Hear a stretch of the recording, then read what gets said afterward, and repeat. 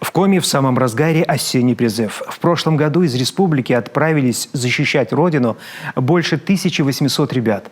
Не секрет, что с тяготами службы гораздо лучше справляются те, кто к ней подготовился. А тех, кто берется воспитывать будущих защитников. О патриотах не на словах, а на деле. Евгений Стокос.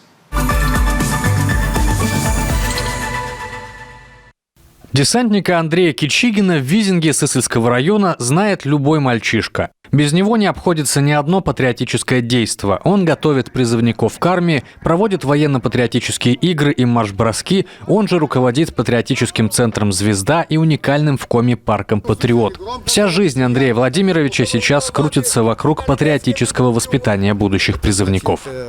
Все, кто встает в ряды вооруженных сил, ряды армии и военно-морского флота, это защитники Отечества. Соответственно, общество должно им отдать, хотя бы благодарность, что они идут нас защищать с вами. И оно отдает. Еще с 2010 года, благодаря Андрею Кичигину, в Визинге торжественно отправляют в армию призывников. Вот праздник, который устроили новобранцам в 2015-м. Тут и концерт в Доме культуры, и выставка формы и оружия, и напутствие от ветеранов и земляков. После таких пышных проводов и служить хочется достойно, раз провожали чуть ли не как героя. К сожалению, ковид и здесь свои 5 копеек вставил. Уже 2 года все проводы на улице, но они проходят. Больше всего в патриотической работе важна последовательность, считает Кичигин. Поэтому и традиций, однажды установившихся, не прерываем.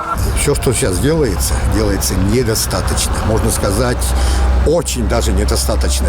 И все субъекты, которые есть, которые несут вот это патриотические воспитания, патриотические знания, мы сегодня не дорабатываем. Это и семья сегодня в стороне начинает стоять. Это и сегодня и официальные структуры. Все свелось к разовости мероприятий.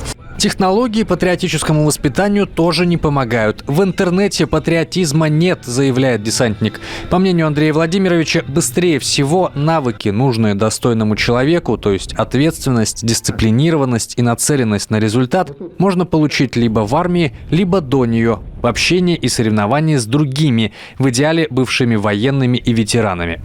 Поэтому участников знаменитой гонки на выживание, которая проходит в парке «Патриот», Кичигин не делит по возрастам.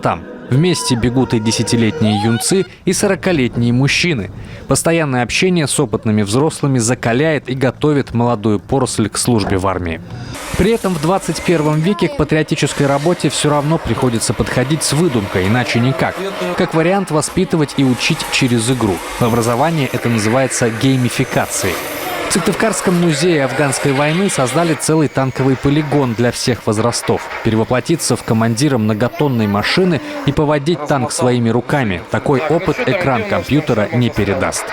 Это начальная военная подготовка, и, возможно, кто-то из них поступит именно в военное училище и в танковое училище. Именно как раз вот мы и решили в игровой форме вот это все-таки донести до ребят, что, в принципе, служба в вооруженных силах, служба в армии, это здорово, это классно.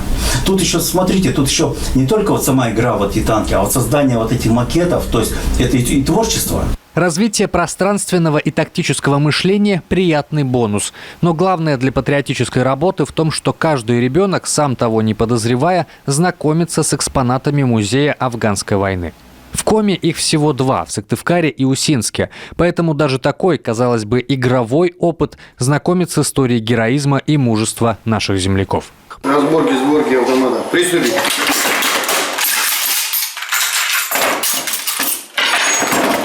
Еще одна действенная, но более формальная ипостась патриотической работы в республике – кадетское движение. Сегодня в Коми учатся более 2200 кадет в 20 муниципалитетах. Таких классов больше 120, только в Воркуте их 26.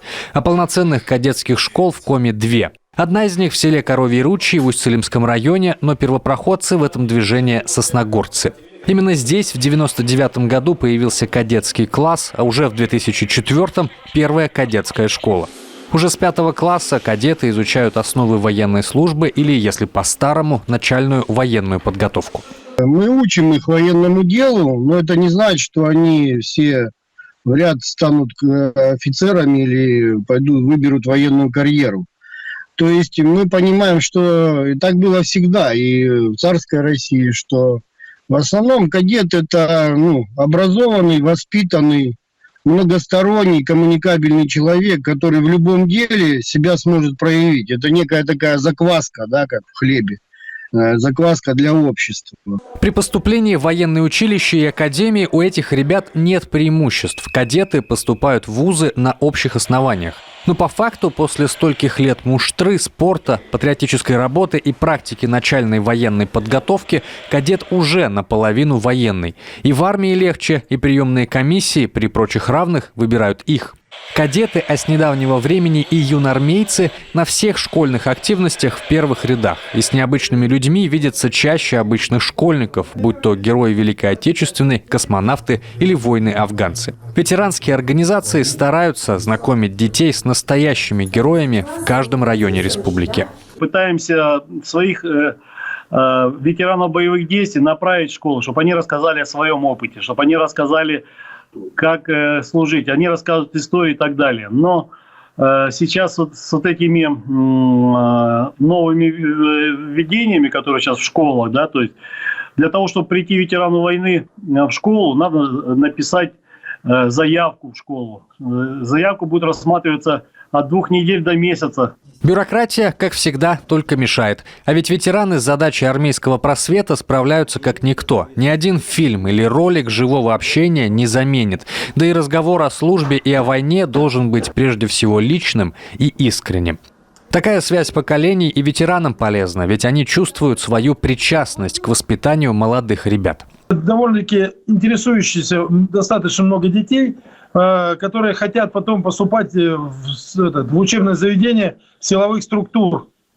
Почему приходится им отвечать, даже в некоторых моментах помогать?